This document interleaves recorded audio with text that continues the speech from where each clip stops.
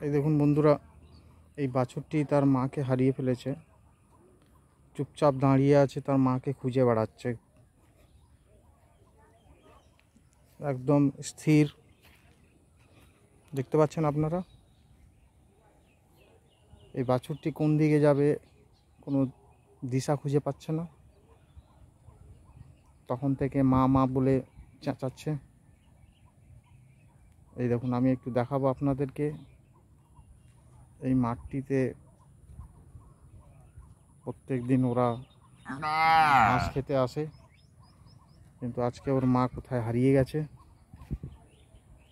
বাচ্চাটা তার মাকে খুঁজে বেড়াচ্ছে, কিন্তু পাচ্ছে না।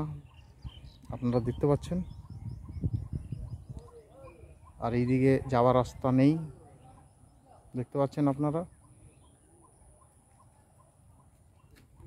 দেখুন, খুবই মায়া লাগছে, ওর মাকে হারিয়ে ফেলেছে। দেখতে পাচ্ছেন আপনারা, কি করবে না করবে খুঁজে পাচ্ছে না নিজেই। মা মা বলে ডেকে যাচ্ছে। আমি চেষ্টা করছি ওর মাকে খুঁজে দেওয়ার জন্য।